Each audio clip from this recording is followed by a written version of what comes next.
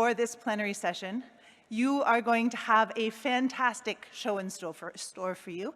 And I can guarantee you that because I had the pleasure of hanging out with these lovely folks last evening. So we talked about lots of the things that you're going to hear about today. And I would remind you that all of these discussions of this afternoon are supposed to be aimed at feeding into the declaration of the 10th World Science Forum, which is supposed to have a draft up on the website shortly. So as you're listening to all of our speakers and the wonderful things that they have to say, think about and take a look at the draft and think about your contributions. How do you want to feed into this discussion? So this session this afternoon is on climate justice. And of course, to prepare for the session, I had to make sure that I wasn't going to mislead you in any way. So I did a very brief internet search to make sure that I had a bit of a framework for what we're thinking about when we're talking about climate justice. So climate justice addresses the divisions and distributions of the burdens of climate change, mitigations, responsibilities. Elements of climate justice include procedural justice, so fair, inclusive, transparent justice, distributed justice, so who bears the costs, and transformative justice, so structural injustices, power balances. And this is really just a taste of things to think about as I bring on our keynote speaker, who's going to provide us with a lot of insight. He didn't tell me what he's going to speak about, though, so it's a surprise for all of us. So I would like to call to the stage Desigan Naidoo, the adaptation lead for the South African Presidential Climate Commission. Please.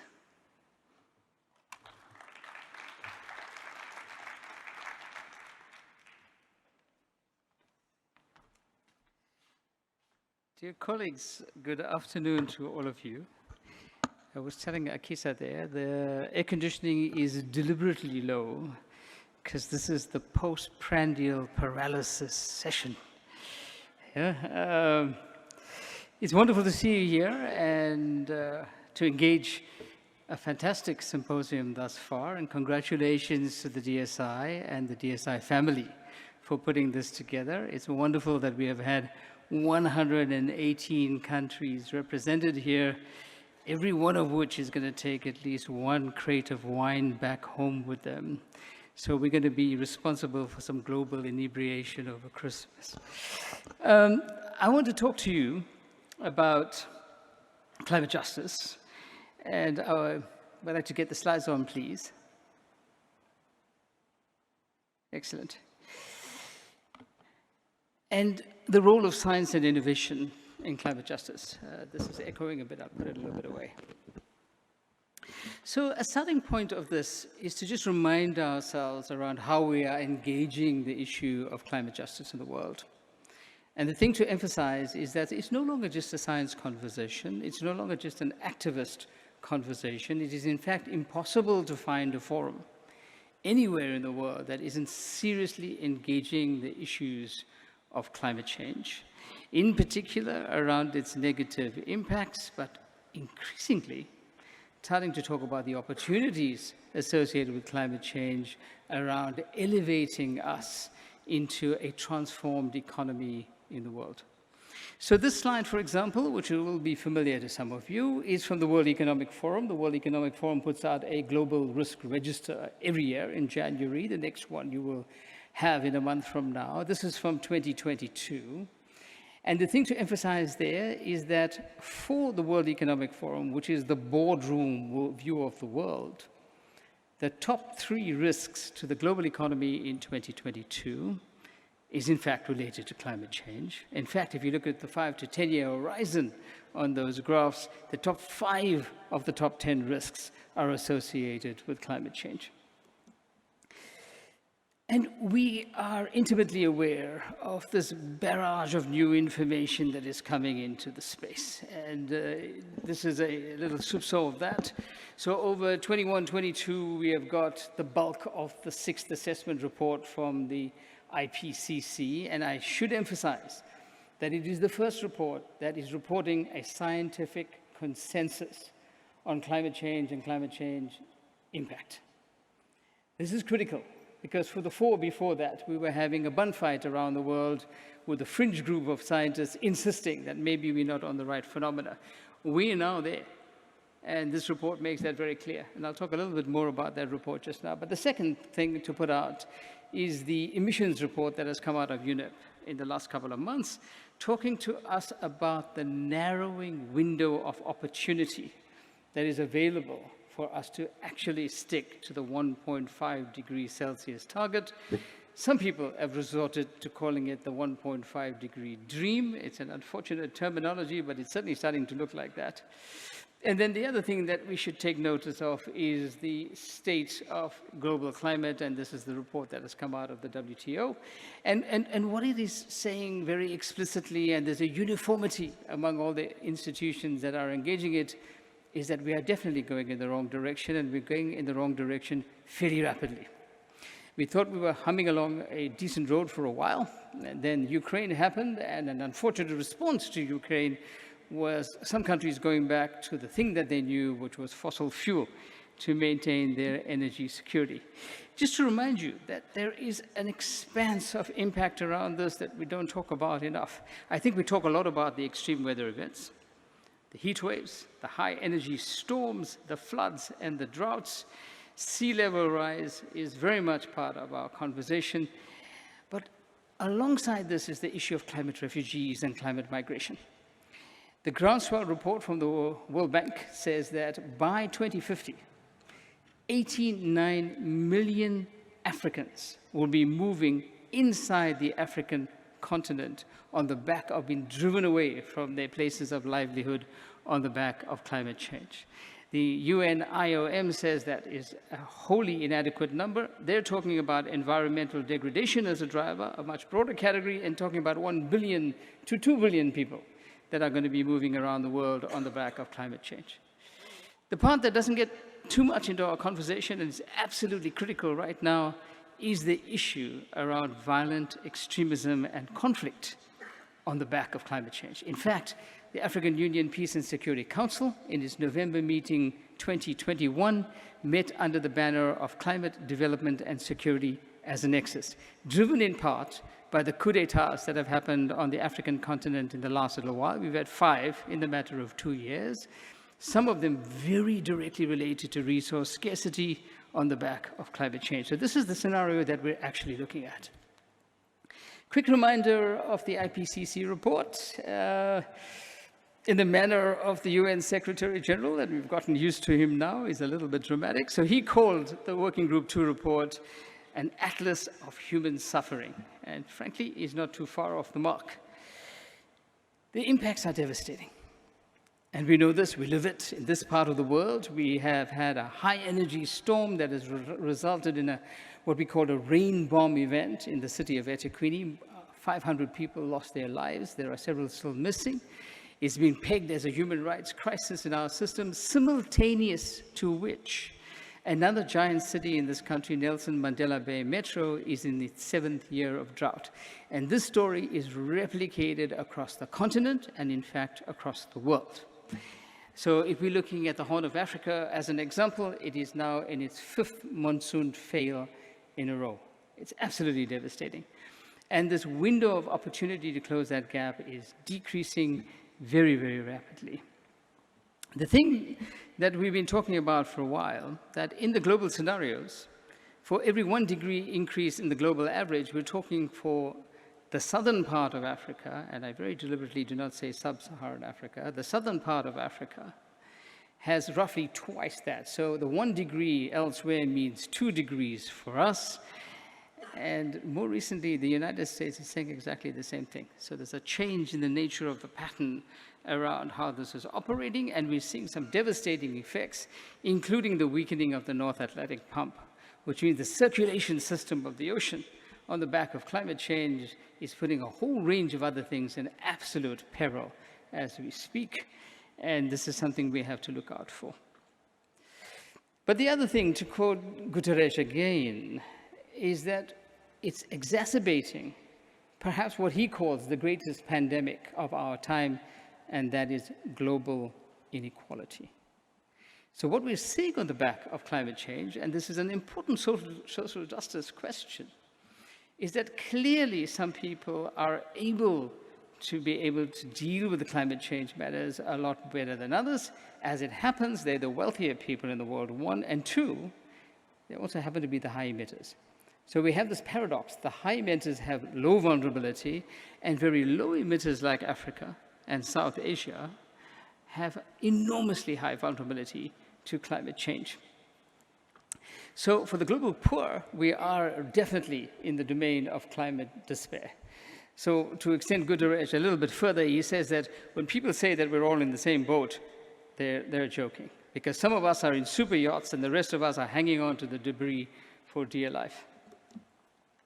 So our lessons from Durban have been very extreme for us. And I'm not going to go through the detail of that, but except to emphasize that this story is being repeated all over the world. And on the back of that, there is a sincerer appreciation of the impact of climate change than there was before. We're talking about the droughts and the floods in Europe. We're talking about the droughts and the floods and the wildfires in the United States. We're talking about the droughts and the floods in Australia. We're talking about the absolute devastation of the typhoons in Southeast Asia and the South China Sea. And so as a globe, we are now in the same soup, if you like, and hopefully this will bring us to that point of action that we really want to see. In fact, President Shukri, now the president of COP27, said he wanted COP27 to be that transformative moment in climate action, and this is what they're dedicating the COP27 presidency to moving us towards in the 2023 year as we approach Abu Dhabi. So the story that's put out by the IPCC report is a fairly plain one. Now, I'm sure that many of you have already seen this graph. It's made its rounds in many, many circles. For those who have not, this is, of course, available on the website. And what it's pointing out are the pathways that are available to us for different kinds of futures. It is saying that there is a possibility to move to a low resilience future, and the low resilience future will carry with it the baggage of all of the things that we know. It's about poverty, it's about environmental degradation, it's about de-development, it's about higher levels of poverty in the world, and extreme social injustice. It's also saying that if you take a green pathway, that green pathway has the opportunity to take you to climate resilience. It has the opportunity to take you to lower levels of inequality in the world. It has the opportunity to have relative prosperity for many communities on the back of this climate resilience. And it even discounts for all of the shocks that are available in each of the pathways, telling you the direction that is possible for all of us. It's quite clear the direction we have to choose.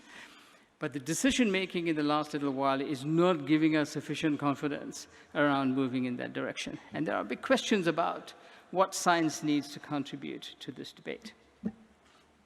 So pulling out one synopsis from that is that you have a vicious cycle future on the one side of that slide, which, if you inject the right interventions and investments in higher knowledge around moving the system to a low-carbon economy and low-carbon behaviors, you have the opportunity of a virtuous cycle on the right-hand side of that. Now, this slide is a lecture in its own right, as you can well see, and perhaps during the discussion time, the discussants will unpack some of that a little bit more.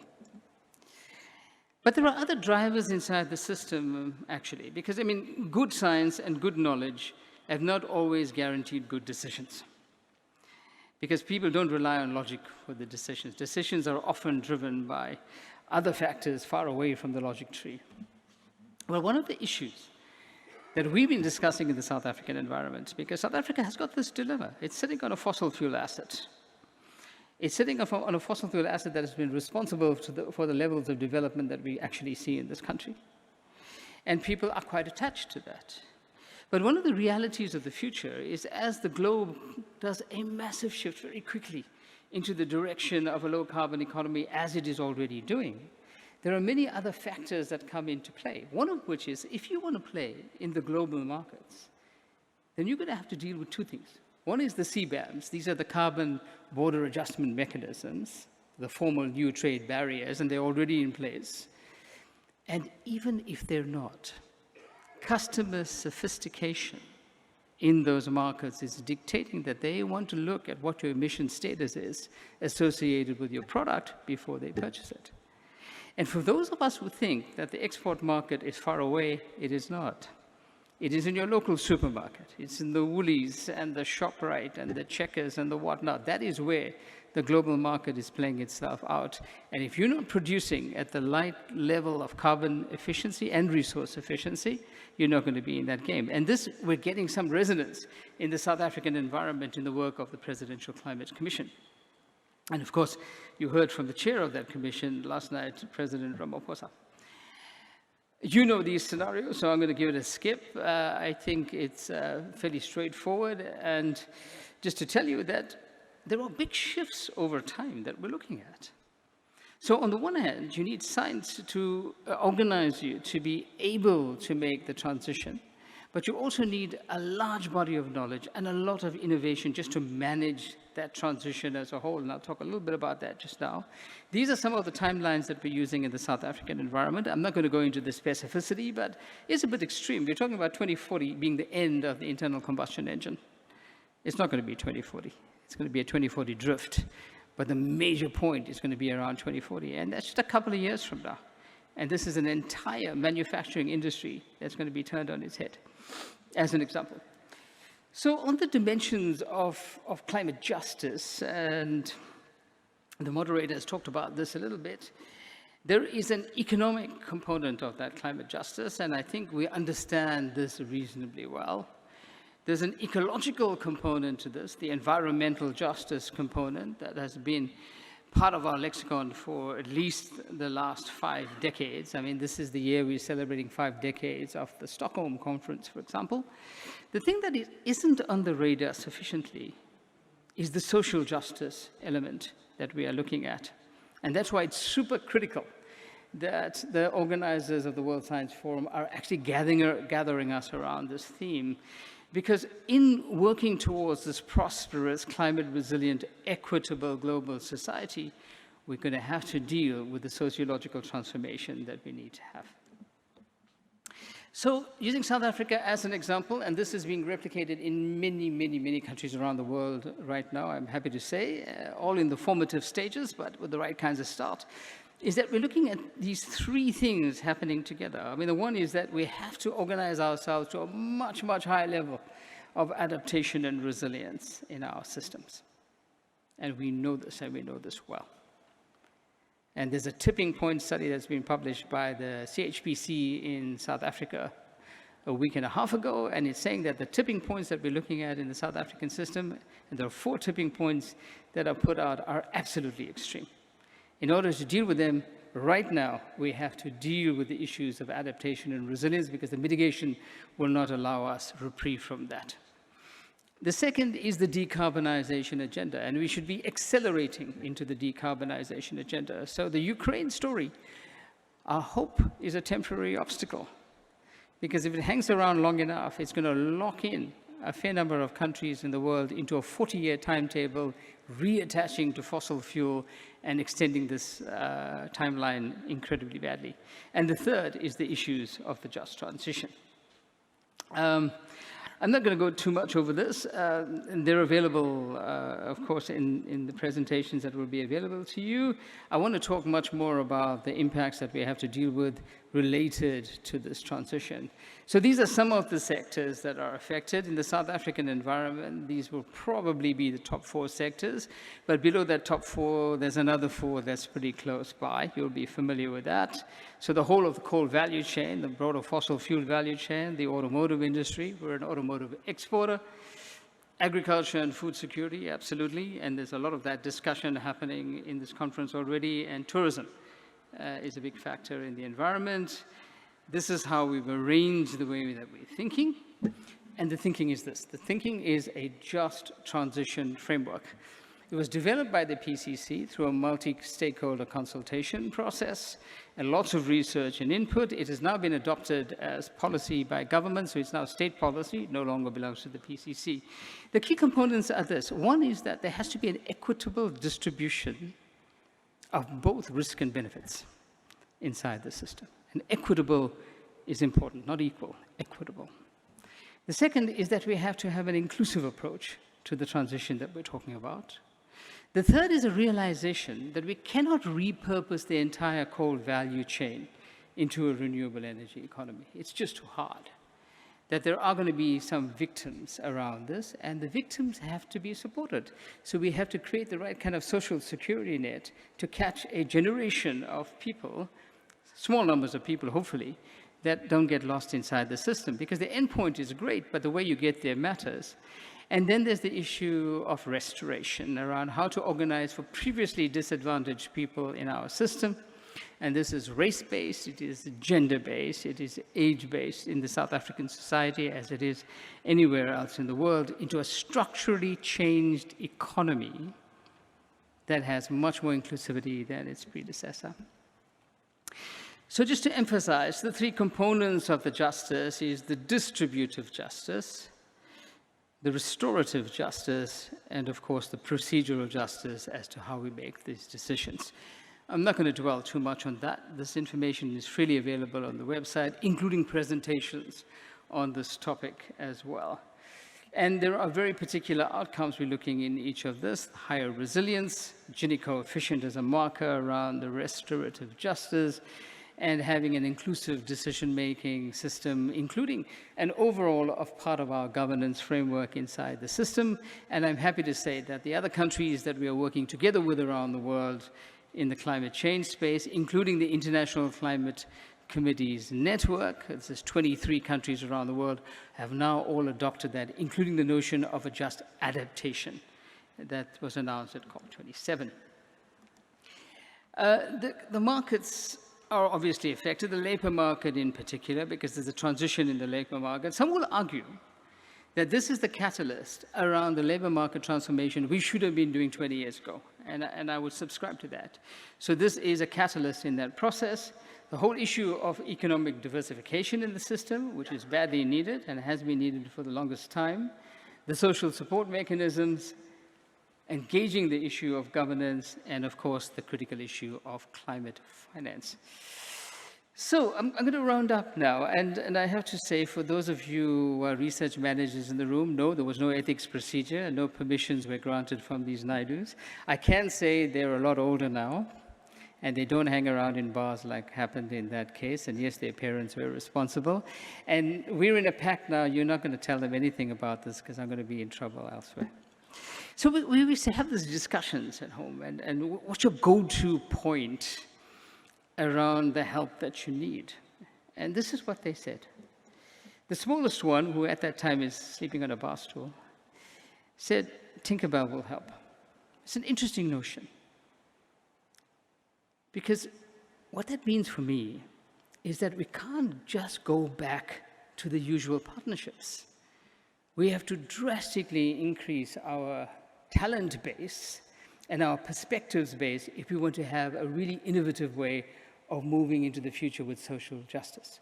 So the expansion, the opening of the lids in many other disciplines other than the ones that we're familiar with are absolutely critical, no matter how skeptical we are around what we think we will find inside that space.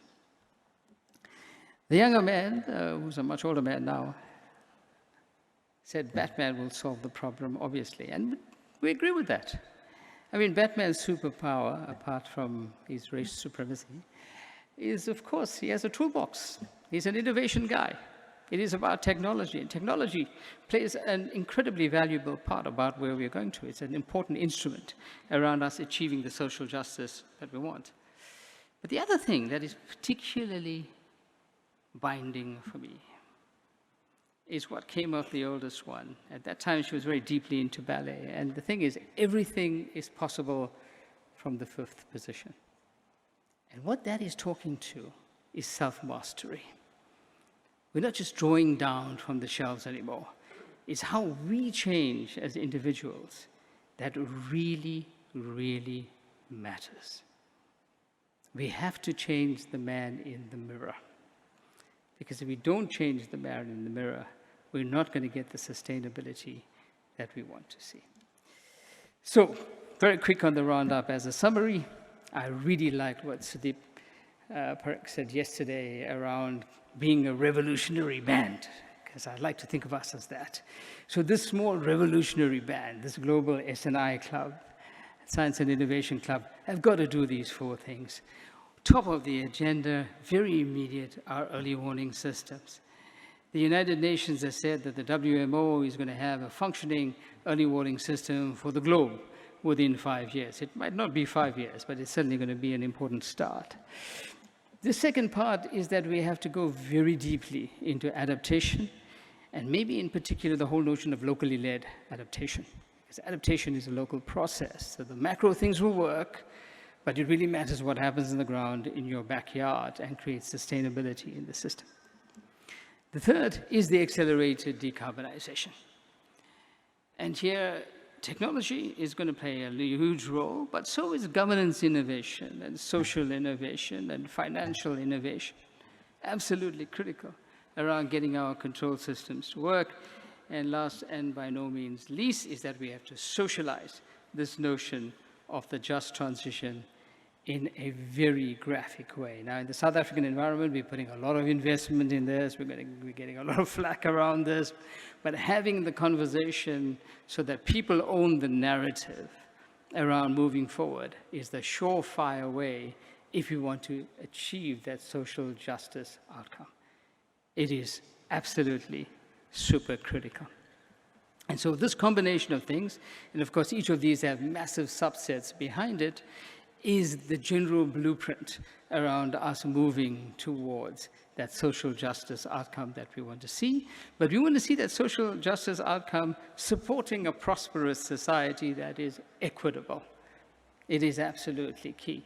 And so there is the whole notion of immediate equities around where you live, equities in your country, equities between the global north and the global south that President Ramaphosa spoke about yesterday. I mean, the phrase he did not use, and the one that we have used a lot in the South African discussion around COVID, for example, is the whole notion of COVID apartheid. Well, there's also an energy transformation apartheid in the world. There's a technological apartheid. And all of this has to be dealt with in a really, really robust way as we move into the future. So colleagues, to wrap up from a great philosopher of my time, Bob Marley, the starting point of this has to be this. We've got to emancipate ourselves from our mental slavery, because we certainly have it. We have this notion that certain places in the world should lead and other places in the world should follow. We have this notion that certain places in the world own the capability for change and other places in the world do not. So I want to echo what Felix said yesterday. Is part of the job of this community of practice is to genuinely democratize the science and innovation enterprise around the world. Because if we don't, that mental slavery will hold us, because after all, none but ourselves can free our minds. Thank you very much indeed.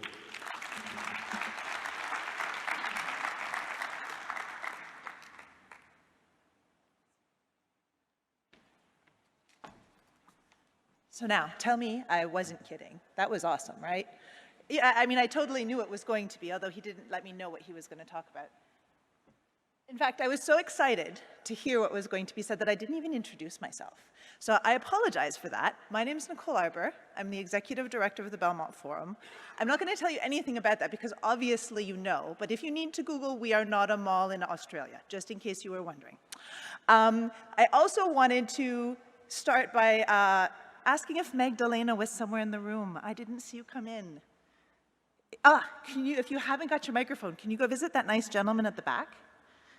All right. So, just before I call the next part of this awesome conversation up to the panel, the other thing I wanted to do, other than remember to introduce myself, is to remind you about the question that we're going to discuss with this discussion panel, which is how can science, with civil society, lead the way in correcting the failures of climate policy?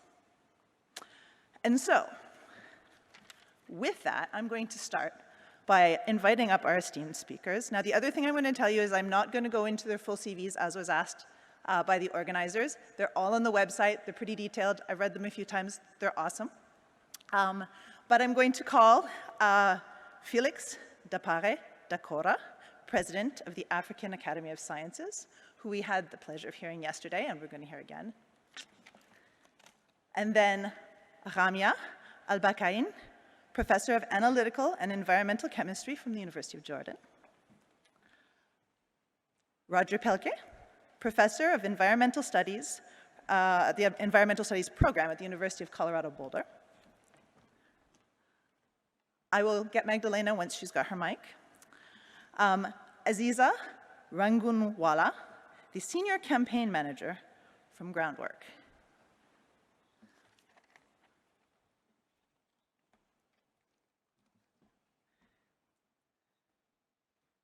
So, last evening, I got a brief foreshadowing of the fantastic conversation that is going to be had here. But don't worry, it's not only going to be in front, we are going to invite you all to participate in this discussion. So, put your thinking caps on, because we're going to be looking for some questions from the audience. I am not quite as good at memorizing who has put their hand up as my previous moderator was this morning. Oh yes, sorry. Now, I can also invite Magdalena Skipper, the Editor-in-Chief of Nature. Please join us. Apologies. So yes, when we get to the questions and answers, I'm going to ask you to go to the microphones, because otherwise I may lose people, and I don't want to do that. So, without further ado, I'm going to ask Felix to come and join us at the microphone and give his first perspective on how this is playing out in an African context. Please.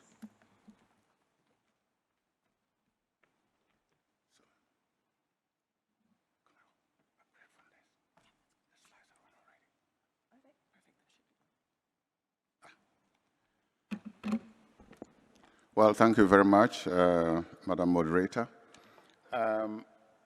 What I'm going to share with you is something that we don't actually talk about, and I think we don't think about it, particularly from the point of view of food security in Africa. And indeed, this is a unique problem facing perhaps only the African continent. And I say so because we already have what appears to be natural disaster or disasters from the way that we ecologically produce food, and superimpose on that is really now the climate change. And Africans have to learn to find their own solutions. It's only typical in this continent. And fundamentally, what I want to say, you can look at that slide there. The farm below is a typical farm of a resource-poor farmer within Africa. And the top slide shows you the properties of soils on which crops are grown. And if you come to the percent of farms that are optimal for maize production, by the way, this was samples collected from about 84 fields in Mpumalanga province in South Africa, you see that actually all the components, whether it is the pH, whether it's phosphorus, all the way to soil organic matter, the levels are extremely low. They are lower than optimal for maize production. And what that means then is that a lot of the crops that we grow in Africa require fertilization. But as you also know, African farmers in general are resource poor. They do not have money to buy fertilizers. And because the soils are poor, the crops grown are equally poor, are low in nutrients. You can see this. You can go to any shop in South Africa, you get this. This is mielie meal or corn, ground corn, and it's a national policy to supplement it with trace elements such as selenium, zinc, iron, to ensure that children grow to be properly nourished and contribute to the national economy. So this standard practice in South Africa, it tells you in reality what people are facing. And superimposed on that is another aspect. But before I touch on this one, let me jump back a bit and say, because the soils are very nutrient poor, particularly nitrogen and phosphorus, but let's deal with phosphorus. Let's deal with nitrogen. It means that the crops grown in African soils are very low in protein. And as a result, the continent is suffering, a lot of people, about 236 or so, are suffering from protein calorie malnutrition. And that's a huge number at this point in time, even if you exclude climate change. Okay? And if you then, and of course, we also have another number which is equal in the same range of 239 or so million Africans are suffering from trace element deficiency because of the fact that these minerals are extremely low in the soil. And then we go to the next stage, which is what's on the board there.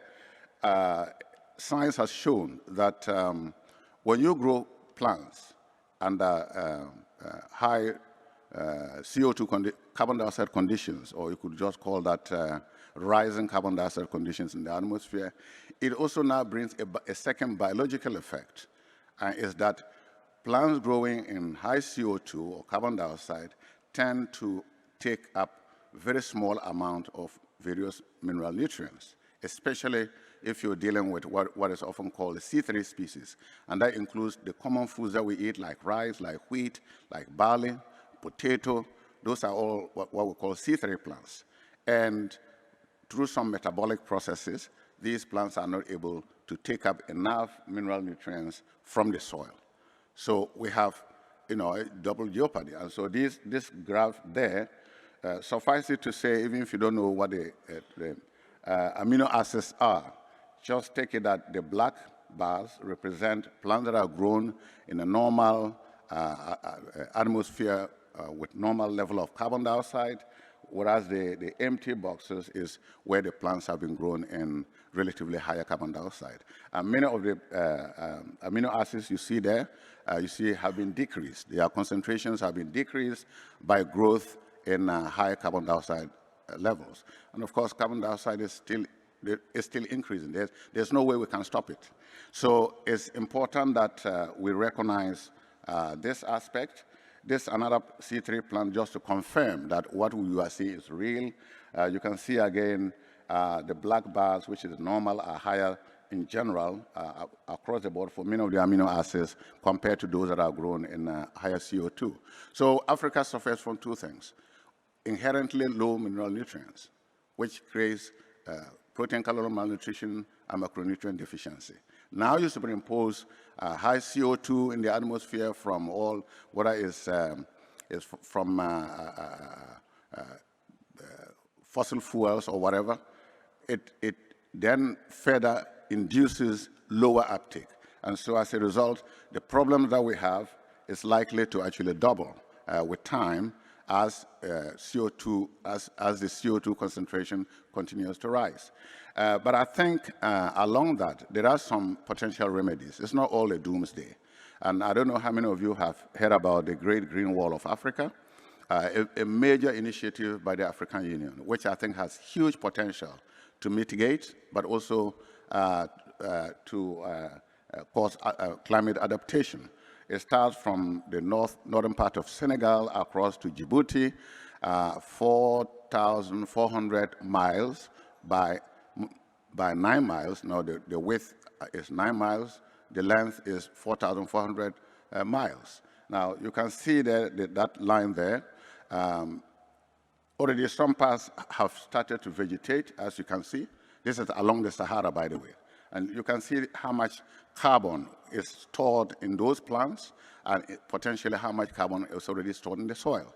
So there is a chance that we can actually mitigate if we can throw a bit of money into research and ensure that this project succeeds.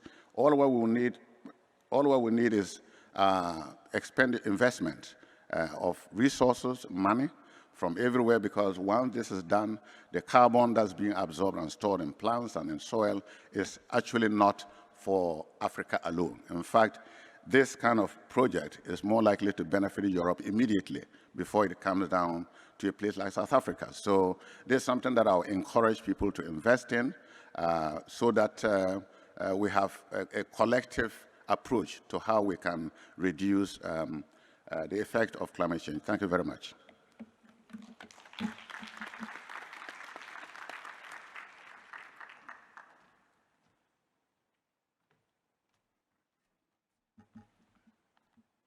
So now you've got the first of our 5 wonderful speakers.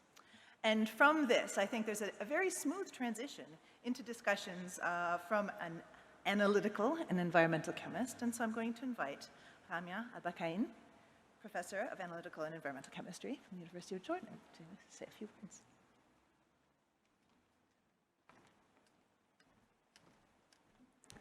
Thank you, Nicole. Good afternoon. I will share with you some points from scientific point of view as an environmental analytical chemist, but I will speak briefly because Nicole is calculating and measuring time, 7 minutes. So at the beginning, we'll start by the main reasons that impede plans, in fact, to confront climate change. Then we'll move to climate-sensitive health risk. Then why we need climate justice, and finally, some keys for successful community engagement strategies. At first, the main reasons, in fact, that impede plans to confront climate change from research, from UN reports, WHO, WFP. In fact, the first difficulty is in separating economic growth from the emission of harmful compound. What does that mean? There is a close inverse relationship that has arisen between the progress of mankind and the quality of the environment, which means unsustainable economic growth, since the Industrial Revolution, unfortunately, has placed huge pressures on ecosystem from human activities. Second difficulty or challenge is the failure of human groups to address risks. What does that mean? It means that the problem with failing to address climate problems is bridging the gap between what we are as scientists agree on and what reaches the public as recommendations. And we suffer from this as a scientist. Third challenge is failure to solve teamwork problem. Since the Earth climate is an international common, the benefits of emissions reduction achieved in one country will affect for sure the rest. Which is why coordinating international solutions and efforts are necessary. But the multiplicity of competing interests and the global scope of the problem makes, unfortunately, the solution more difficult to be solved. Fourth challenge is multilateral negotiations hinder rational decision-making. As you know that the UN Framework Convention on Climate Change, when we read it, it seems doable. But the mechanism behind the decision are complex and accommodate the interests of some active countries at the expense of the climate change issue. And the last challenge that we suffer from, decisions are not associated with action. Governments are always looking for paths of least resistance for their policies without regard to their long-term impact or measures with limited costed or non-transparent costs that burden on each individual cannot easily be predicted. Moving from the challenges to the climate-sensitive health risks from scientific point of view, as you know that climate change is already impacting health in different ways, but leading to death and illness from increasingly frequent extreme weather events, such as heat waves, storms, floods, and disruption of food systems, increase in food, water, and vector-borne disease. And finally, mental health issues. Furthermore, climate change is impacting many of the social determinants of good health, such as livelihoods, quality, and access to health care and social support structures. These climate-sensitive health risks are felt by the most vulnerable communities, including women, children, poor communities, displaced persons, older population, and those with underlying health condition, and for sure refugees. The level of global warming would probably imply a serious shift in a global climate pattern, and this will create large flows of climate refugees. significant risk to regional and global food security, a combination of high temperature, humidity, jeopardizing normal human activities, and massive species extinction, having adverse effect on ecosystem functioning and services critical for sustaining humanity. And I think my colleague Azizan will highlight on this point more in details. Why we need climate justice? Briefly, legal framework include the principle for equity and fairness established in the UN Framework Convention on Climate Change. Therefore, the implementation of fair climate change policy is an opportunity to create a fairer society as a whole. Finally, how socially are climate change adoption responses? From scientific point of view, for sure. Research assessing the justice adoption responses is still in progress. However, a number of initiatives at the local level has been started to address the questions in many countries of climate justice in adaptive planning, offering valuable lessons for socially just adoption. Some suggested keys, in fact, to 4 of successful community engagement strategy. The first one is running activities that aim to raise awareness about particular projects or the problem. The second activity is to build relationship, and we focus as a scientist on this point, to build relationships with the public, with the stakeholder, by establishing a trust and alignment of goal between the community, stakeholder, and scientists. Finally, activities that solicit guidance from a small cohort of key stakeholders to shape the community's involvement in the decision-making process. I hope that I didn't pass over the 7 minutes, Nicole. Thank you for listening.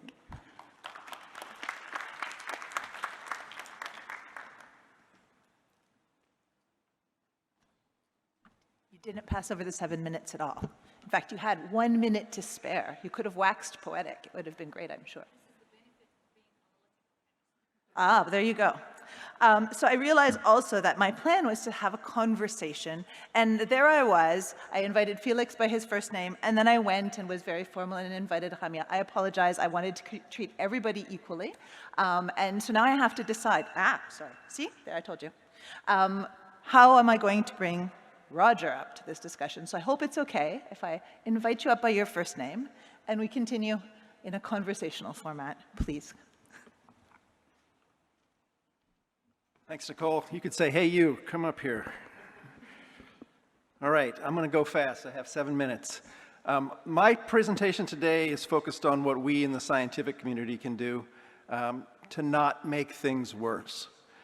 We should have in the scientific community a version of the Hippocratic Oath, which is first do no harm. And I'm going to give you 2 examples of areas in climate science where arguably climate science is making the pursuit of social justice more difficult. All right, the first one. It's not widely known and it's less well appreciated, but the UN Framework Convention on Climate Change and the Intergovernmental Panel on Climate Change use different definitions of the most important concept, climate change. The IPCC has a scientifically grounded conception that goes back many, many decades and is widely used in the climate science community. There's good reasons why the Framework Convention adopted a much narrower definition, but it has profound implications for science and regulation. The second point I'm going to talk about is how climate scenarios, which are the vehicles we use to look into the long-term future, how they lock in historical inequities.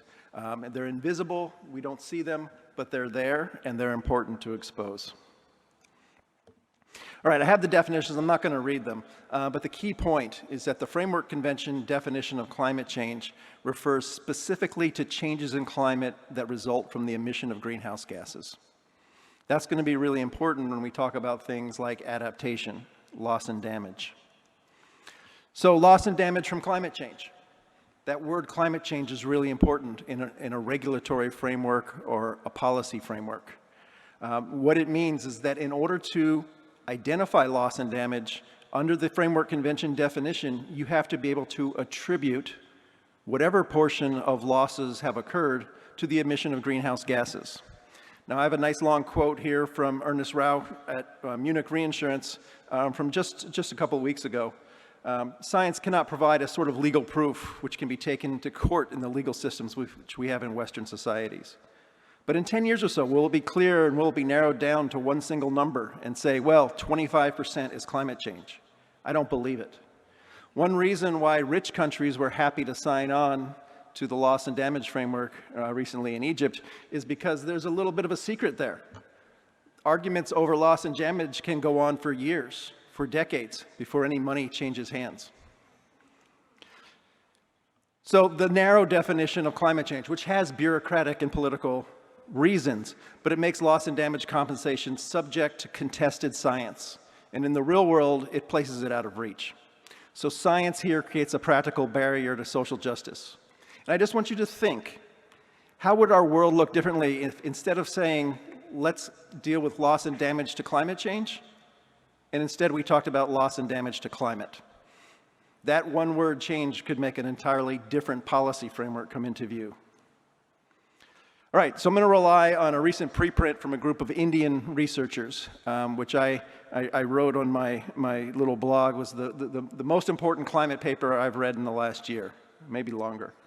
And what they did is they looked at climate scenarios, thousands and thousands of them that we use to project the future, and they looked at it from the lens of equity, not from the lens of temperature targets. And to simplify, and maybe to oversimplify, everyone gets richer across these scenarios. All right, that's great. But countries that are today poor get richer like this. And countries that are today rich get richer like that. And so inequity expands across the entire family of scenarios. In fact, Africa is asked to do more than other countries in the mitigation of climate change. There's a debate going on right now over whether there's carbon space for African countries to continue development with fossil fuels. And a lot of what you'll see out there is, well, sorry, the carbon party's over. That's a failure of imagination in the scenarios, not of reality. Scenario construction, they argue, should be an imagination of possible futures. They're not predictions, they're not limits, they're not destiny. If we don't consider equity alongside with temperature targets, we're not doing it right. I'm going to end with a quote from Mike Hume, who's a colleague, mentor at Cambridge. And he has this very provocative statement, which I think we should take to heart. He says, when we think about the future, there are some futures beyond 1.5 degrees Celsius or even 2 degrees Celsius that are more desirable than other futures which do not exceed these warming thresholds. The climate debate has devolved into simple temperature targets. It's easy to think of those, but they mask a world in which a lot more matters than just the temperature, and I would submit equity is among them. Thank you.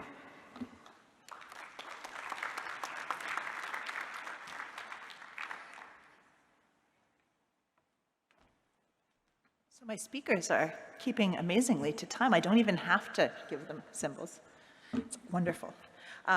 Magdalena, I would like to ask you to come to the podium and share your insights into this fantastic discussion. Thank you very much. So the pressure now is on me to keep to time. Can I just say this is the first time I've had sellotape on my face when facing an audience. There's always a first time for something. But to more important matters. So we've heard a number of perspectives, including just now a couple of perspectives, in fact 3 perspectives from the research community. And I wanted to give a perspective from Nature's perspective. So Nature as in a journal, so an editor's, a publisher's perspective.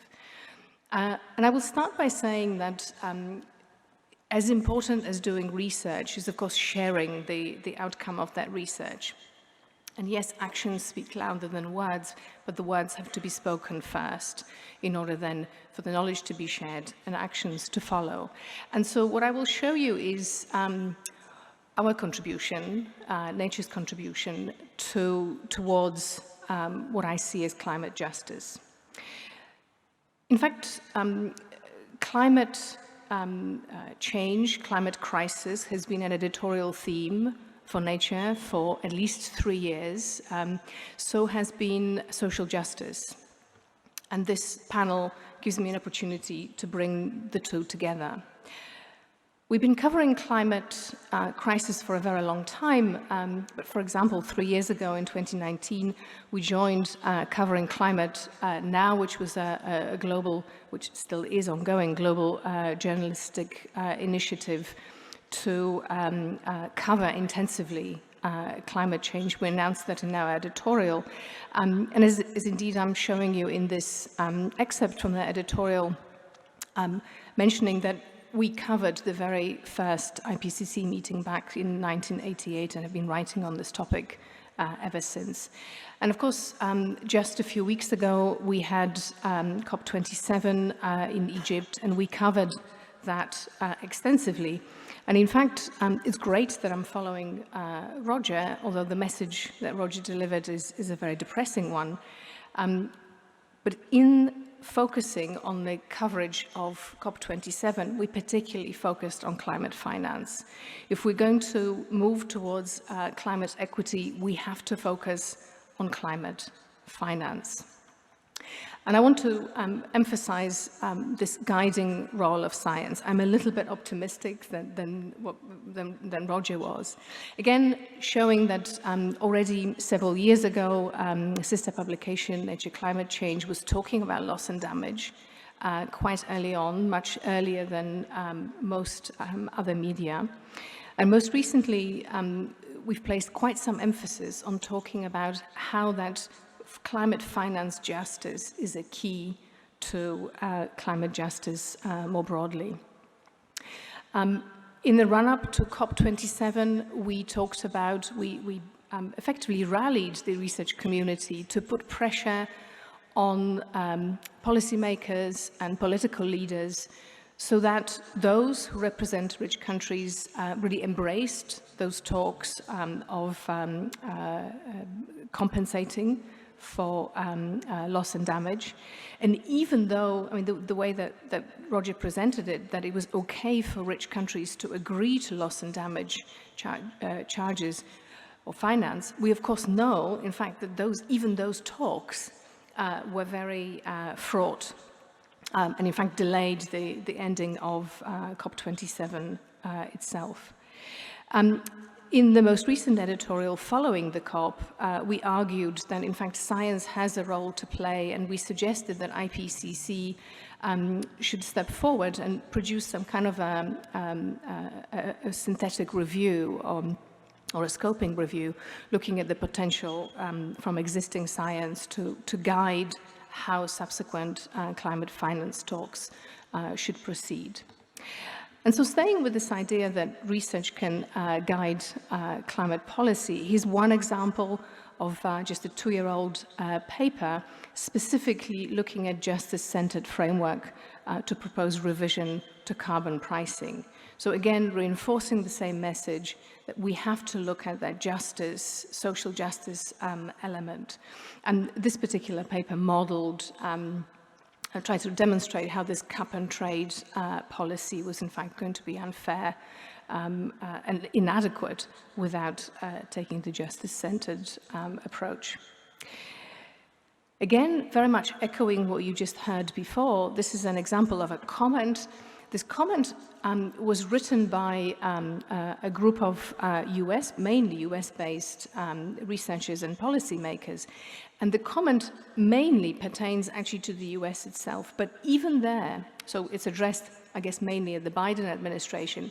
But even there, amongst those 8 priorities is that one, addressing equity. Again, very much the scientific and policy community rallying behind this idea that equity has to be part of the solution and the calculation of the cost of climate change. One more example of research guiding climate policy, here again including equity and justice, and to what extent that changes the social cost of carbon, social cost of CO2. Very specific example, very much changing that point of cost. What's important also in the conversation around climate change and its impact is that solutions that we come up with must not leave anyone behind. So there are different, social justice is of course a wonderful umbrella term, but we have to think about what it actually means. Women, for example, were mentioned already very clearly. We're on the African continent here.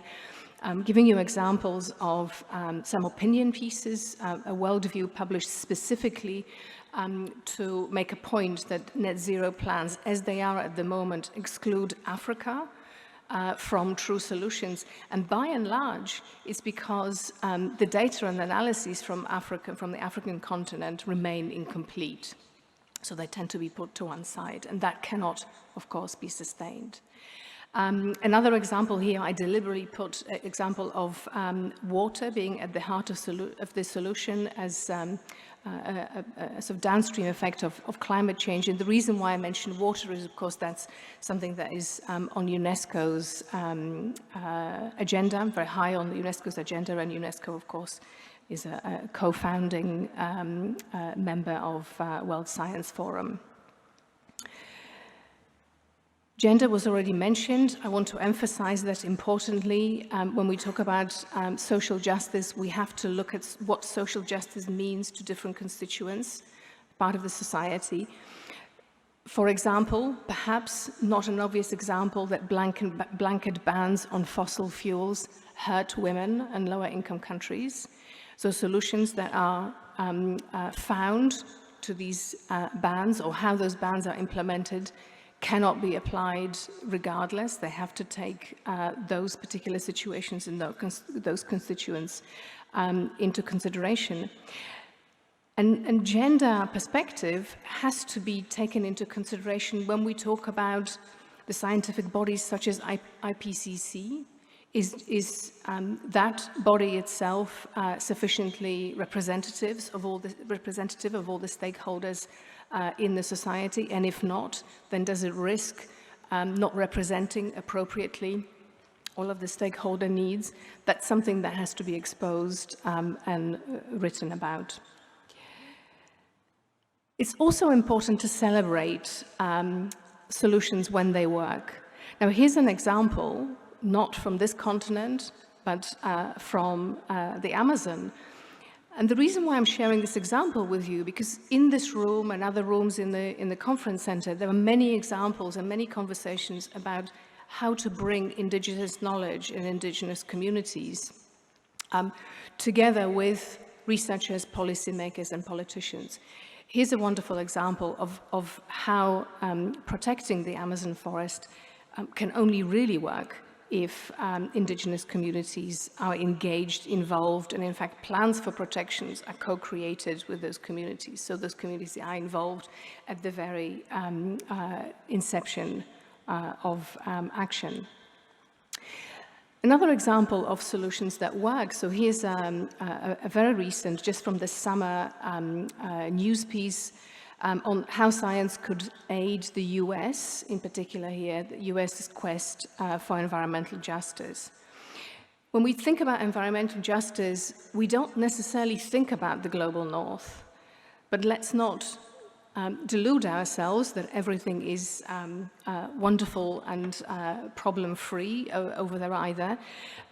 Great inequalities exist, and this news piece particularly was looking at the US situation, looking at much of the problem being underpinned by racism. But at the same time, and socioeconomic problems, but at the same time looking at the solutions, such as, for example, in New Jersey, where very specifically the legislation was crafted with the help of researchers and activists, and the statute requires, the environmental justice statute requires that environmental regulation take communities' cumulative burden into account when issuing permits to facilitate to facilities that will produce pollution. So very situation-specific aspects to regulation, which can be very successful and make a difference. And in closing, I will just share this, what to me is an incredible photograph with you. Let's not underestimate the power of fact-based communication. So you all engage in research, perhaps policy making. Let's not forget that that information has to be communicated to the general public and to the wider audience at large. This photograph was taken about 3 years ago in Germany at a climate rally. I don't know this gentleman, but what he's holding up is a cover of Nature. He has gone to a climate rally holding an issue of a magazine that I edit, because what we publish speaks to him. He believes the message in that magazine is important for everyone who comes to the rally. And what we publish is either your words directly or your research directly. So I would say once again, let's not underestimate the power of fact-based communications. Thank you.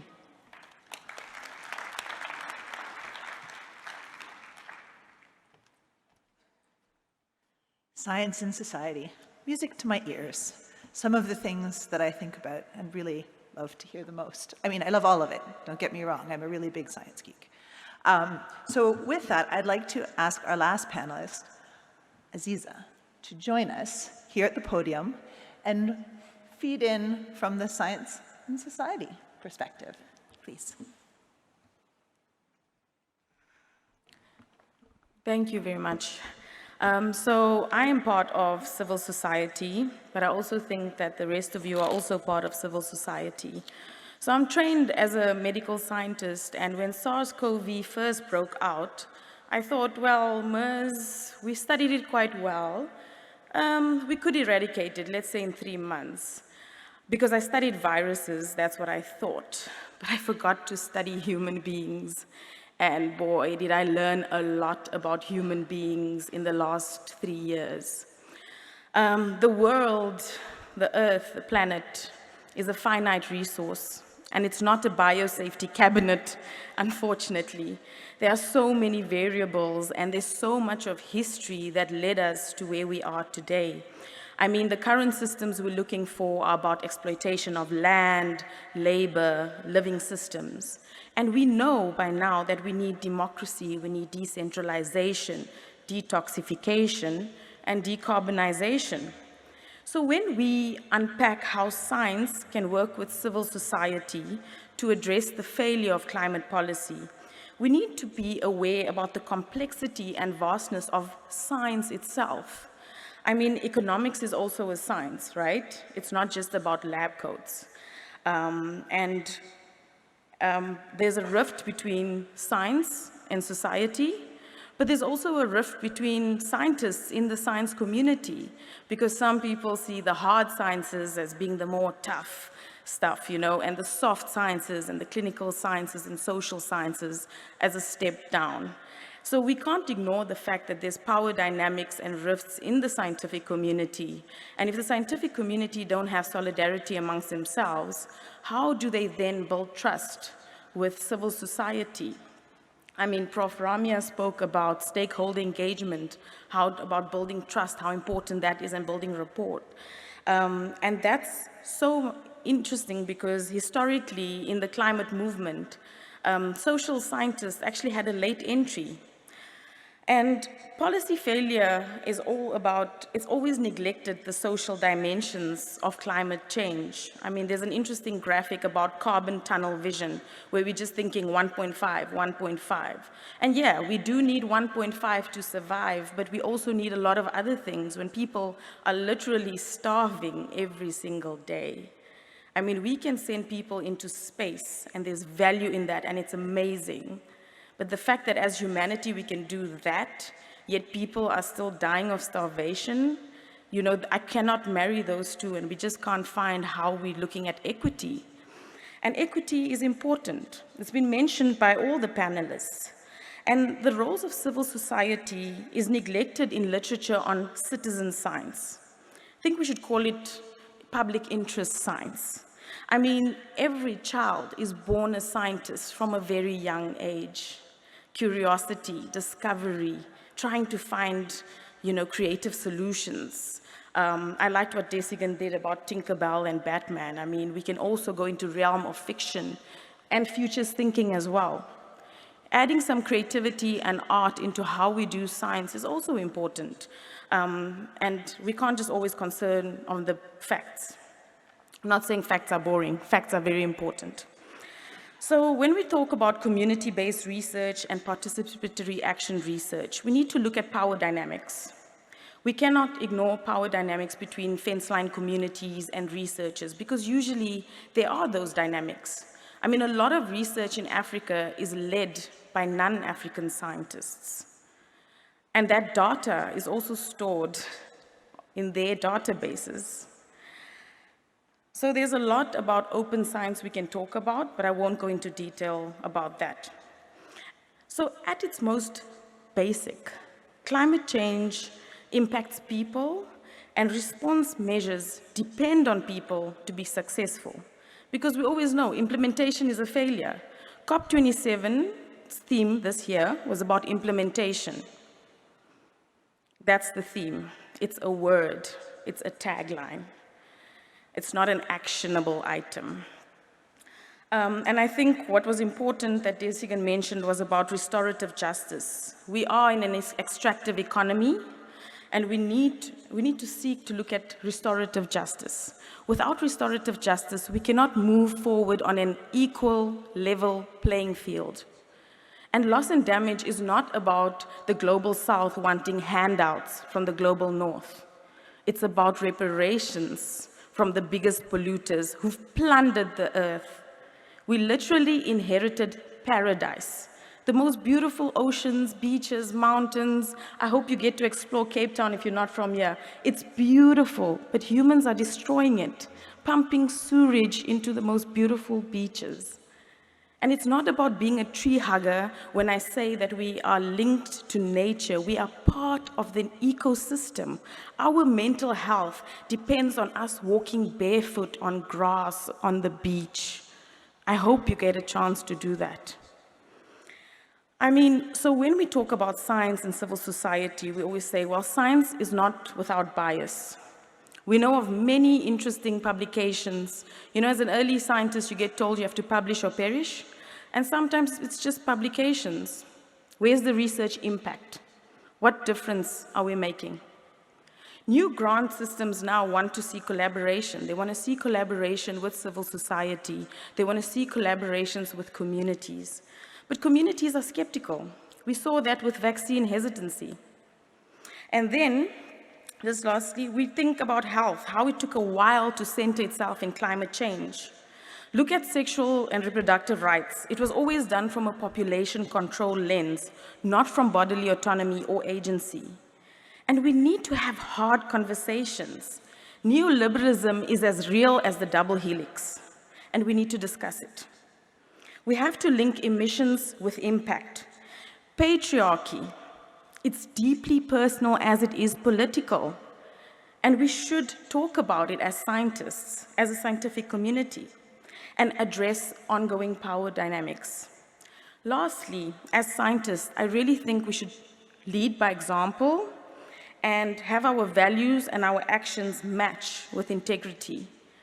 We have doctors advocating for clean air because patients as young as 8 years old are presenting with lungs of a 40-year-old smoker. That's a problem. The good news is there's certain things that civil society have worked with science, like a bucket system where communities do their own monitoring back in 1999. And the Environmental Protection Agency in the US was approached by an US-based NGO, and they validated the bucket system. And in 2000, Groundwork introduced the bucket system to communities in South Africa, and they've tested and found high levels of benzene and toluene near refineries. So you see, civil society organizations also have indigenous knowledge, and that is also science. And we need to respect that, and we need to remember that. And then just as a last one, when I speak about our values matching our actions, we are all guilty for not wearing masks as scientists in an ongoing pandemic. And with that, I'd just like to say civil society is not anti-government. Just because it says non-governmental organization, it's actually pro-government and trying to help society in the interest of the public. And evidence is also science. Lived experience is also science. Thank you very much.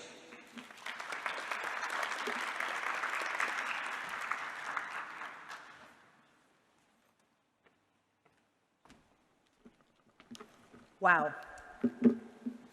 So, I mean, I'm sure you've all heard the story where if you get to pick the people that you would want to come to your dinner table to have dinner for, that you would make the most fabulous feast for, I found them.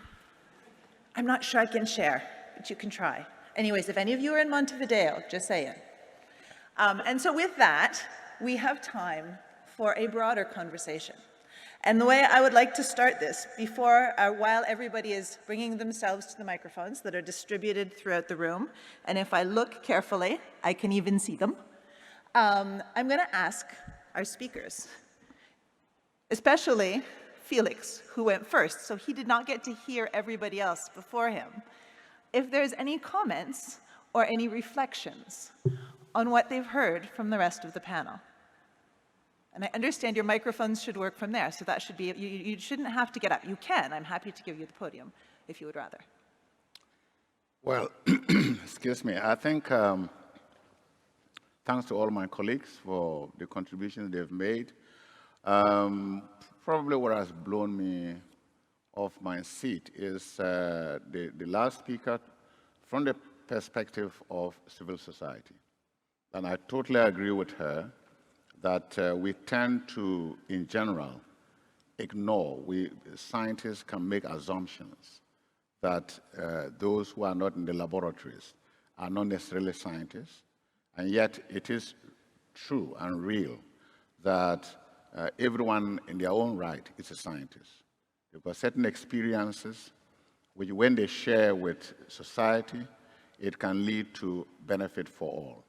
And I think that, for me, it talks to the issue of climate change, and that everything that we can do is important. And we have to do that very urgently. For example, it's easy to dismiss indigenous knowledge.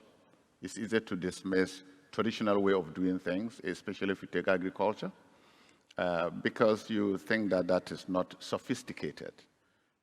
Yet, in fact, many of the practices that indigenous peoples have used, or say resource-poor people use, tend to be more friendly to the environment and less exploitative compared to the so-called conventional way of doing things.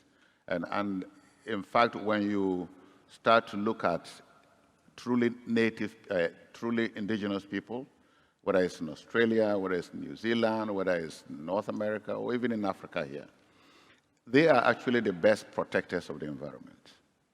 They view the environment as an ecosystem, as a sacred body. Let me call it that way. That's probably a better word. You know, there's some secrecy surrounding the use of the environment. They recognize that certain things they do is abusing the environment, as if the environment is a living thing. And if we could all think the way they think, I think we will make greater progress, and we will also preserve or conserve a lot of our fauna and flora for the betterment of humanity.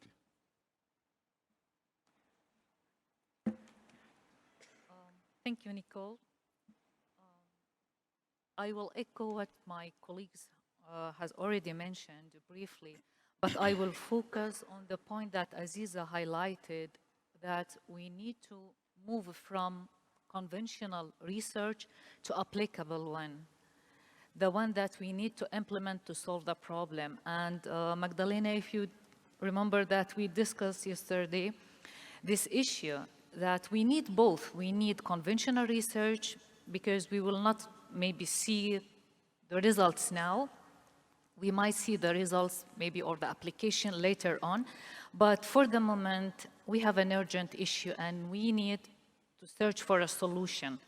And the solution started from the scientists, as Aziza focused on because the scientist is not only having a lab coat and working in the lab. We need to show the results that the scientists can implement and how we can contribute to solve the problem. Third point is action is an awareness, but awareness is not an action. So which means that we need to start with the action immediately. We need to move from designing the solution to apply this solution on the ground, and urgently, because we cannot wait more than this to solve the climate issue changes, as you can see in your countries, in the poor countries, or I will not say poor countries, sorry for this, but low-income countries, that the disease is distributed, CA patients increases, unfortunately, and some of the reasons are behind the pollution. So we need to solve this issue for the next generation.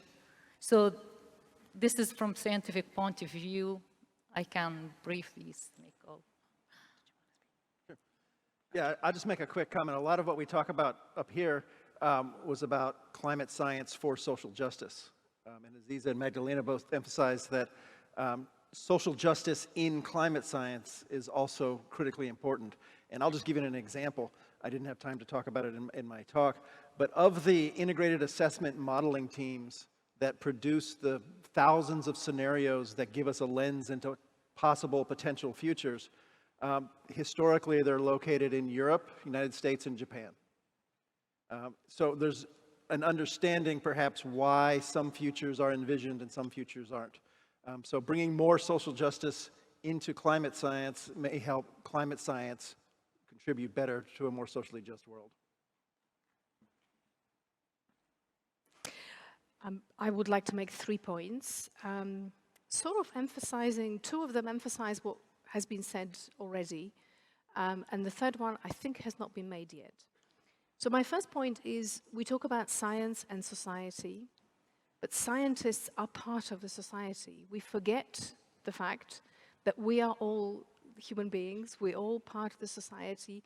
We work as researchers, but of course we are constituent parts of the society. We can put pressure on policymakers, decision makers, politicians, and indeed the scientific community in a way that any other person can. So it will be helpful to us in the way we do research, the way we ask questions, we answer them, if we continually keep that in mind, that we are the society. So it's not us and them. That's the first point, which has been made. I'm just amplifying it. The second point is, I think Aziza, probably you made that point most clearly. When we talk about climate justice, often we focus on ourselves, on our own species.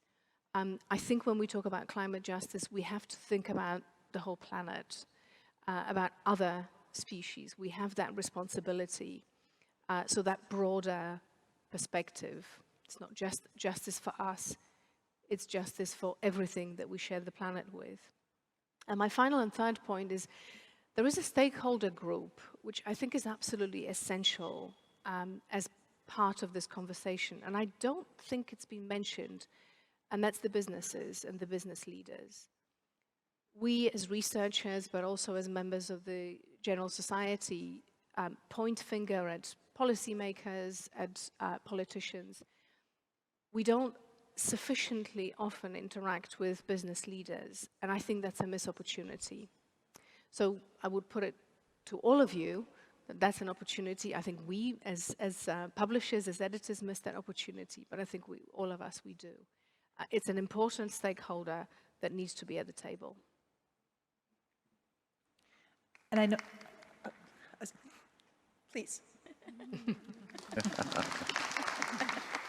I just wanted to check if you had any more reflections you wanted to add before I open it up to the audience, which is your cue to queue up to the microphones, because I know there's got to be a million questions out there. Just a quick one. Yeah, so I've reflected quite well on what the panelists have talked about, and when we do science, we also need to realize that there's always this thing about implementation not being driven because, oh, whose responsibility is it? And we talk about people working in silos, but our education system also promotes silos. There's this faculty, that faculty, group work is within the faculty. But what if group work had a medical doctor, someone who's studying agriculture, someone who's studying investment banking, and putting all those people together? Because if we're working in silos, it's because we were studying in silos. And if we look at collaboration and looking at people's strengths and weaknesses, there won't be an us and them and a bit of an elitist scientist complex of I'm the scientist, I know better. Because when we look at things like vaccine skepticism, the science is clear. So why are people not taking it up? Because there's all these different cultural sensitivities that we fail to address. And the historical medical violence on certain oppressed people that we also fail to address. And now we expect everyone to just take up science because the evidence is clear. So I think with the clarity of evidence, we should also have the clarity of cohesion and collaboration and how we work together to promote science and promote the betterment of society, because it is possible. All right, and so as we take questions, and I'm going to take our first one over here, I'm going to ask everyone who's going to ask questions to please introduce themselves. Hello, thank you so much for the fascinating and enlightening panel.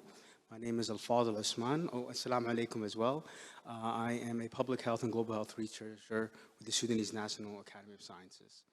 So, Aziza, you said something and shared your story which was very pertinent to me as someone with a background in basic sciences and medical sciences and who studied pre-med in the United States, for those who know kind of what that entails. And I feel like I went through a serendipitous moment to come to not just know about the climate crisis, but really developing a sense of the gravity of it and the importance of it and its overlap with my own work as a health scientist and researcher. And this very session actually was quite responsible for that. So you mentioned the power dynamics at play in science and between scientists and the elitism that exists. And I admit these dynamics played a role in my own ignorance to the climate crisis as I went through the stages of my education. And as a graduate student who, before studying public science, studied tropical diseases through the hard sciences, which I believe to be the only way to really make an impact and make a change.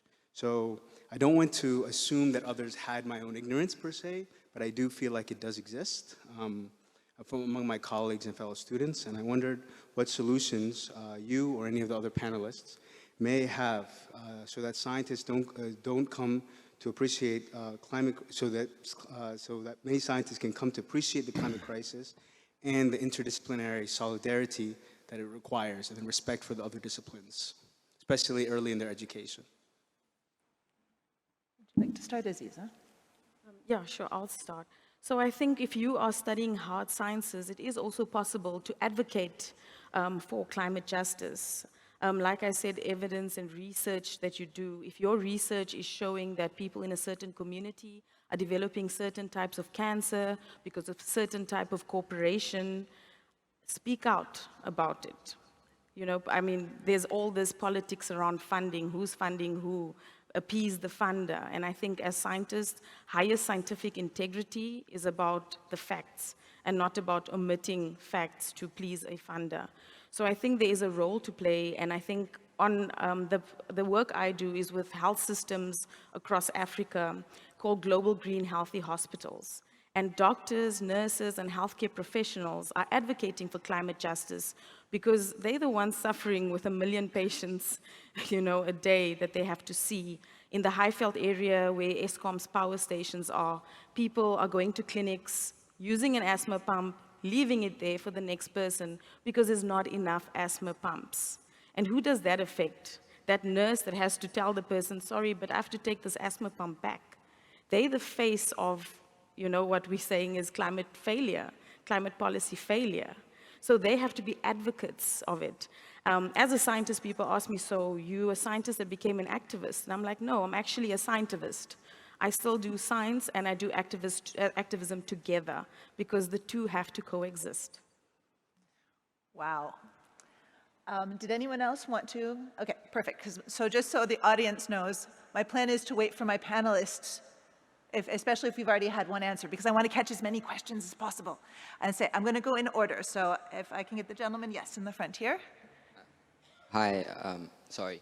My name is Jason Stum, and I'm not old enough to have made a name in science yet for myself. I only just graduated high school, so sorry. I've had the privilege to be able to attend the previous SFSA Science Forum South Africa. I attended 2 or 3. And it feels like throughout those I've attended talks, and every year I heard the same things. I have heard this exact discussion time and time again. Climate change, health, robotics, everything I hear it again. And these are the same points being made. So I ask, why is it that it's spoken about everywhere, every day, all the time, but the change isn't actually really happening? It's coming so slowly. Science has long predicted past and future disasters, those that have passed and those that are still actively coming. There have been cries, there have been calls, but why is it that things are not actually happening anywhere? How is it? I hear these words a lot. We should put pressure on governments, we should put pressure on political leaders, on organizations, on business corporations, but I hear that in these talks. I hear that a lot, and I'm not actually seeing it. I'm not seeing any change. So my question to you is, what are your actual, in detail plans to implement the change you speak about? Because you're knowledgeable people, I can hear that. You're very knowledgeable, and I feel like there is a plan, but I don't see any detail. I don't see any actual action plans being offered. So if you have one, please share. I'd love to help in some way if I can. And I'm sure everyone would. Thank you.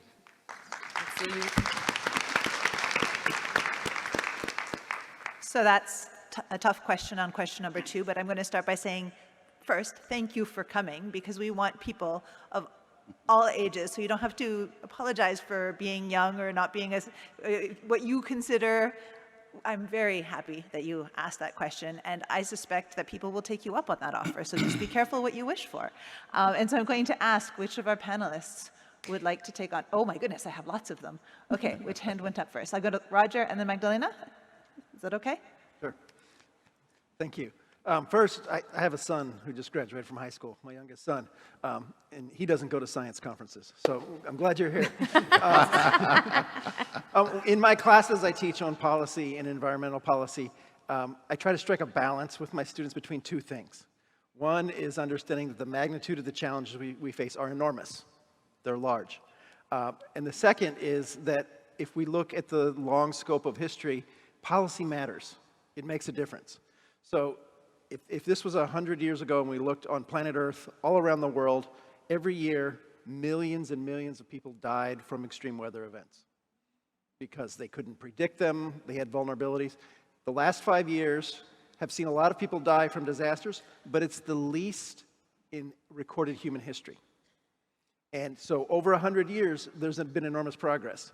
And so don't look for progress when you wake up tomorrow morning. Don't look for it when you graduate from college.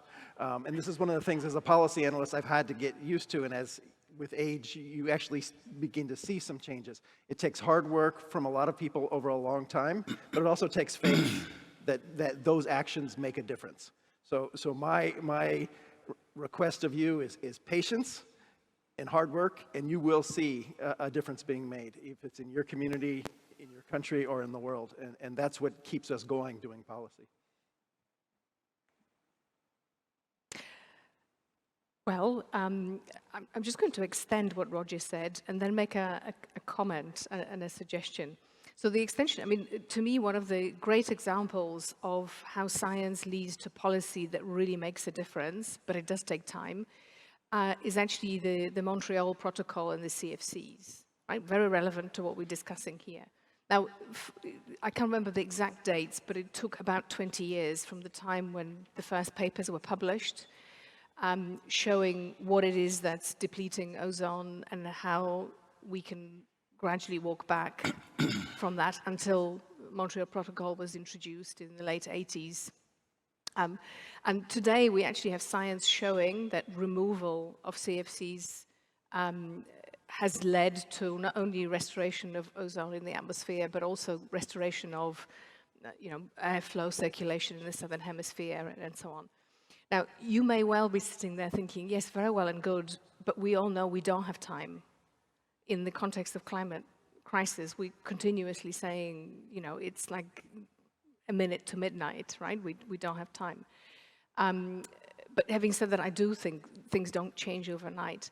But the fact that you're here, the fact that you're asking that question, I would like to ask you to ask the same questions of your local politicians, of your regional politicians, of your leaders of the country who were here on this very stage yesterday, and so on. Also of the business leaders. I think it's really important. I really want to congratulate you for being here and for asking that question. When I was your age, the kind of preoccupation of my generation was actually the nuclear war rather than the climate crisis. And I think we just kind of sat back and thought it would be really, really bad if it happens. And of course it didn't happen, fortunately, but we didn't have the agency that you have. So thank you. I think I saw Felix next, and then Ramya. Yeah, thank you, Jason, for your question. Yeah, there are a range of issues, and I think I agree with him. There are different layers, and we tend to get locked in with the bigger issues, or sometimes they are not bigger, but rather they are centered around money. There are certain things we can do without having to negotiate with politicians or without any agreements. For example, and I understand what has been said about policies, they do take time to come into effect. But if you're looking for nature-based solutions, for example, for some of the issues, they don't require negotiations. In Berlin, at the Fallen Walls Science Summit, I made a suggestion on a panel like this one, where I had colleagues from Frontiers Foundation, and I was saying, the world could address the issue of food and nutritional security very quickly without having to continuously worry about that. Diseases, that's a different matter. Even there can be some solutions found. For example, I said it's just a matter of having resources. Okay? If you can get certain foundations and philanthropies to put money together, go to the developing world, which are largely in the global south. Take Africa. You can just put together a consortium of researchers in Africa, and that includes social scientists as well. You ask them, you come up with very short duration food crops, right? They do exist already with farmers. It's a matter of doing a bit of work. You get to see that you probably can plant some of your crops and harvest within 1.5 months. So even if you've got 3 rainfalls, you can crop and have enough food to eat. Okay, you can also but the same short duration crop can be planted many times when the rainfall is normal. And you then make a bumper harvest and you can store that. Of course, you need to do processing and whatnot. So now if you can do that in Africa, cover about 5 crops in Africa that are eaten by the people, go to the Middle East, you do the same, go to India, the India subcontinent, you do the same, go to Southeast Asia, go to South America. You can get it to happen within a matter of 5 to 7 years. You don't need to wait for COP28 or whatever to make decisions. So I can understand if you're talking about decarbonization of transport and electricity. Yeah, those are hard nuts to crack, but they are not the most urgent. As far as I'm concerned, they are important, but they are not as urgent compared to what is low-lying fruit that you can plug, and that is ensuring food and nutritional security.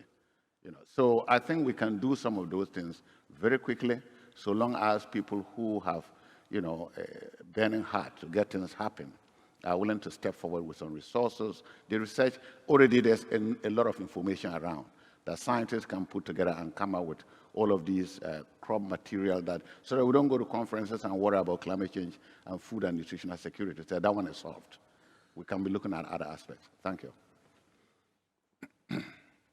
I have the same story of Roger at home. My nephew, he is 9 years old, And he's asking me the same question. Ramya, you are passing more than 7 hours per day, even during the weekend in the lab.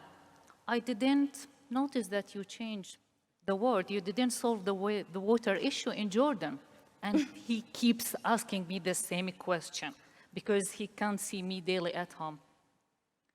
So to simplify the answer for him, for a child of 9 years old, I always answer, science and research results are not an ATM. You just put your ATM in the machine and you can take your money. This is my answer to him. As Roger mentioned, to see the results, we need time. We need also to be patient, and we need solidarity from the local community, and even from our families, from our chiefs, from our departments, for our work head and people. Because in fact, the local community and the stakeholders sometimes help us, as Aziza mentioned, and sometimes they block us. So we need your support as a local community, and also we need your voice for the stakeholders to support us. The second point, as a scientist, we are a part of the community, a part of a whole puzzle. So we need to gather all efforts from everybody. We cannot solve the issue alone. As I mentioned, we are one piece of the puzzle. So we need social scientists, as Aziza mentioned. We need stakeholders. We need the public to help us to fill up the whole image of the puzzle. Thank you. All right, I'm going to take the question over there. You have been very patient. Thank you. All right, thank you very much. My name is Kaitano Dube. I just wanted to point out, I think, to reiterate the point that has been made earlier on, to say, I think if we are to talk about science, it has to be factual when it comes to climate change. And there's a point that you made there that tackling climate change without addressing, I think, the issue of indigenous people is infutile. While that might be true, I think it's also mischievous that that particular article appears in Nature, because it puts the indigenous people at the center of destroying the Amazon rainforest, which is factually incorrect. Because if you look at the culprits or the companies that are responsible for the destruction of the Amazon basin, it is not the indigenous people. It is the multinational institutions. And as scientists, we need to be seen to be honest and be truthful and protect the indigenous people. Thank you.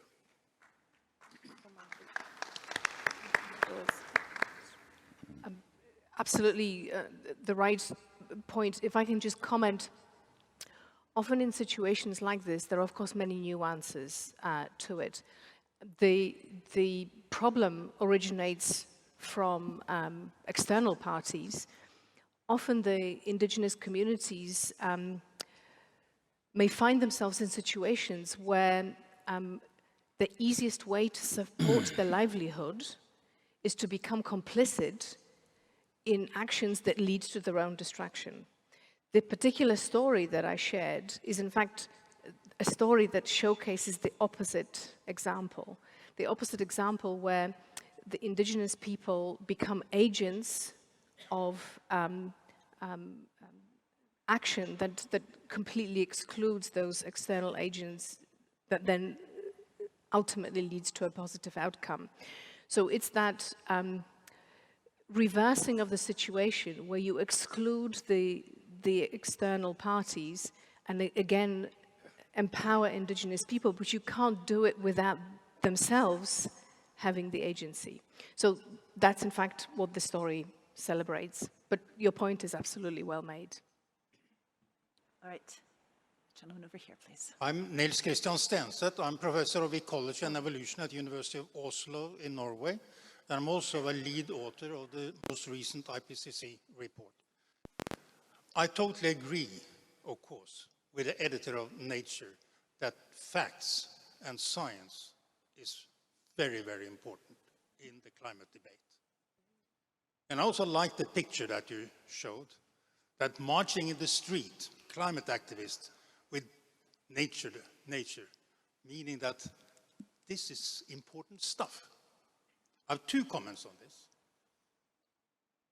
Science is under threat today. It is under threat because of internet and social media. There is so much crap out there that, as a matter of fact, politicians and decision makers listen to. Science is under threat today, and I think we should be aware of that at the World Science Forum in Cape Town. My other point is that we, scientists, we have failed in communicating science to decision makers. I, and many with me, started discussing and warning politicians and society about what was happening back in the mid-70s. No one listened. No one listened. Now, the young generation is listening. They're worried about the world they're going to grow up in. But it is really getting late. And we have to realize again that we have failed. And now we're in a world where science and facts are under threat.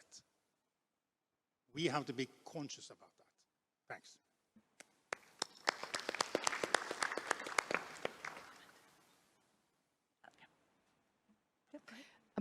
Thank you very much for these comments. And I would just extend them by adding a kind of call to action to everyone in the room.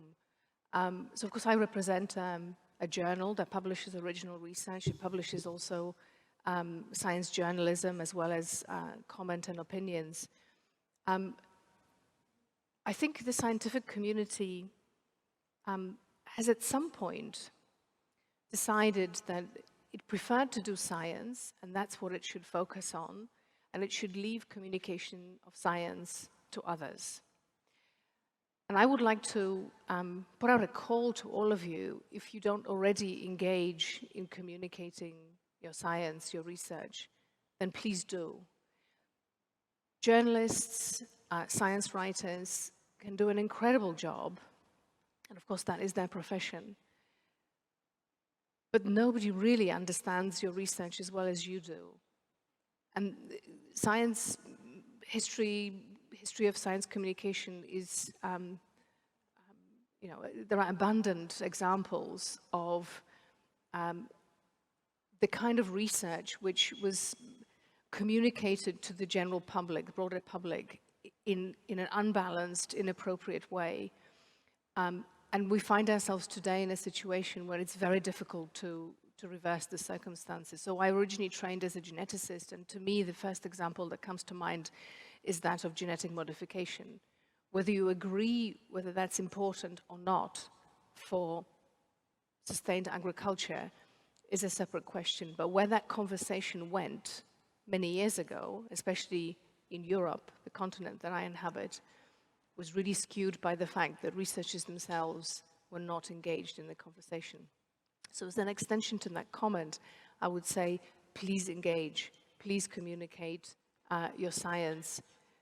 Your science will be better for it, and its understanding will be much enhanced and will complement a science communication that is done by communicators and research and reporters. Yep, Roger. Yeah, I guess I'll add on to Magdalena's comment on Niels Christian's comment. I talk to a lot of people about science communication, and one of the analogies I use is, instead of science, imagine if we were musicians. And some people had trumpets, some people had drums, some people had violins, and we said, go out in the world, play your music. What would people hear? They'd hear a bunch of noise. And so there's another, I mean, every one of us is making it more difficult. I'm going to make it more difficult. When we make music, we do it with an orchestra or a band. There's some coordination. There's a message being sent. So I want to have an advertisement, if I can. The International Network for Government Science Advice, INGSA. I was fortunate enough to attend their Africa chapter meeting earlier this week. They have an Africa chapter, which is fantastic, that spans many countries in Africa. And they provide training for young scientists old scientists, people in the middle, about how to engage with policymakers and the public in a way that, in my view, is more like making music than making noise. And so look for me if you want to be put in touch with the folks, but learning how to communicate is great. We all need to communicate better, but communicating with intent is that much better. So before I take the last two questions, I wanted to warn you that it's going to definitely be the last two questions because I have 3 minutes and I know you're going to want coffee. So I'll take 2 questions. I'm going to hope that they're quick, and then I'm going to give our panelists each about 30 seconds to, if possible, I know I'm asking a lot, wrap up. A gentleman who doesn't need any introduction, but probably should remind everyone just in case. Thank you. I won't ask a question. I want to make an appeal. A request to the young people in this room and the young people outside.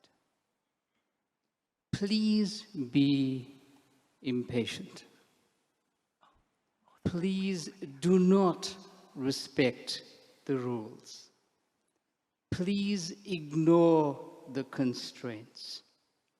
Because the people of my generation depend on your revolutionary spirit to change the world. We do not have a reasonable answer how we can't do things quickly. They do not have to take 20 years. There's a security crisis in Europe. The reaction is 24 hours, not 20 years. So rage, young people, please. We need that energy to radically change the system. Thank you. Okay, so I lied because I didn't realize. Somehow I missed the young woman over there who has been standing there very, very patiently. And luckily for you, my panelists are on the ball. So I'm going to go to you first, and then I will go to this young lady as well, if that's okay, and then we'll get to the 30-second responses, please. Okay. It's on. Hi, my name's Tadi Joyce. I also just finished high school. And coming off of COP27 this year, we saw, I'm a representative with the South African Institute of International Affairs for their Youth Policy Committee, and I also work for an international nonprofit based in Amsterdam that focuses on climate-led justice. Back to my question.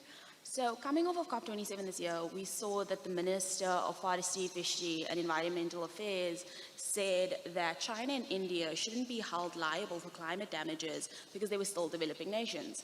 But according to the World Bank, 27% of global CO2 emissions come from China. Similarly, if we look at South Africa, despite being in the global south and said to experience the consequences of the climate crisis disproportionately compared to our northern partners, we're the 14th highest emitter of carbon emissions globally. And my question that I put to the panel today is, how do we get global cooperation? How do we get everyone on the same page? Because if we look at forums specifically like COP, we have this global goal of 1.5, but when we're going to get there is not clear. Some say 2030, some say 2050. As we know, some countries don't even pitch up to COP at all. And specifically working in youth policy, I can tell you that we can galvanize the youth, we can get people together, we can engage researchers, we can write the policies. I specifically worked on the South African Youth Climate Action Plan and the Global Youth Climate Agenda, all of which were handed over to the UN, to government, to people in power. We can do the work on the ground, but how do we get implementation? Because that's not something that we can force. We can attend the World Science Forum, we can do the work, we can have the discussions here today, but how do we ensure that the work that we do here today doesn't go to waste, doesn't just go to a new document that we write and ends up in someone's hands and never gets implemented? How do we reach global cooperation? Okay, that sounds like a call to action. I'm going to ask the next person to answer, and then I'm going to go through my speakers and ask you to answer and some at the same time, please. Good day. My name is Lihle Sabisa. I am a RAN leader for Urban Better. My question is, how long must we wait until we see change? We have been told to be patient, it won't happen overnight, but we've been waiting, and they tell us to unite, we do climate change protest, and there are still investors that are investing to companies that are the biggest polluters investors invest more in companies that pollute and not in companies that want to move to clean energy. And in these events, we're being told to wait, it won't happen overnight, we must be patient, but we've been patient for years.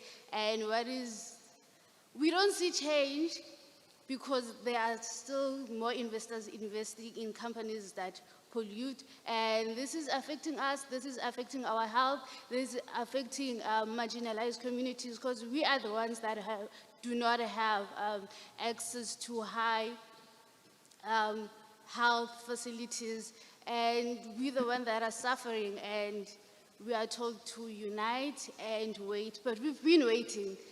It's not like we're being impatient or we don't understand science and that it won't happen overnight.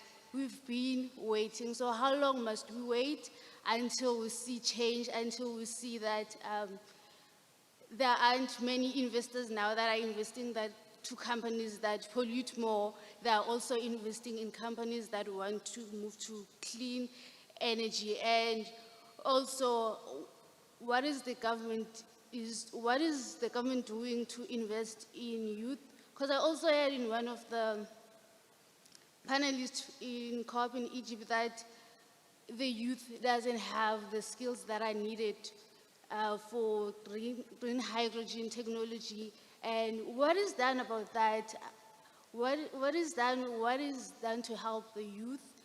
So those are the two questions that I have, that how long must we wait? Because we've been waiting already. So we're obviously finishing with the easy questions. So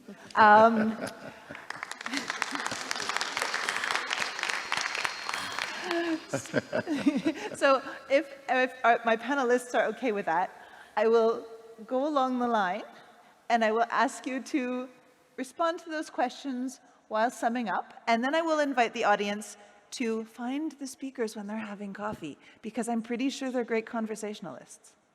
Felix, please. Thank you. It's a tricky one. I understand their anxiety, I understand the impatience, and unfortunately it's a reality. What they say is true. There's even a lot more that is hidden from them. There's no doubt that national economies that are based on fossil fuels are not going to come to a table very quickly, because their economies are going to collapse. And so it's real, but people don't want to talk about that. There will be strong resistance, and that then gets complicated by the fact that some of the polluting companies that have been spoken about will also continue to pollute and don't want to pay the penalties for the pollution that they are causing. And again, that further complicates the matter. And so that's what I was saying before. In my view, at the end of the day, we should just separate what is doable and from the hard nuts that are difficult to crack.